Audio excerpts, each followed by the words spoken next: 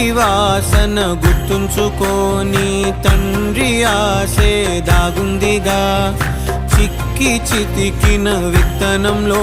ఓ వంశవృక్షమే దాగుందిగా తరతరాల చెమట చుక్కలు లాల పోసెను భూమికే బాధ్యతగా కొనసాగినాదో నైవేద్యమేగా స్వామికే పేగు బంధమే ఊరికున్నది తెలుసుకుంటే స్వర్గమే అడుగు పెడితే గడప నవ్వెను గర్భగుడి స్వగ్రామమే ఎందరో చెప్పిన మాటే కదా కళ్ళ ముందరే ఉన్న దారే కదా తొందరే ముందన్న తీరొద్దిక కష్టపడ్డోడికే దైవం తోడుండదా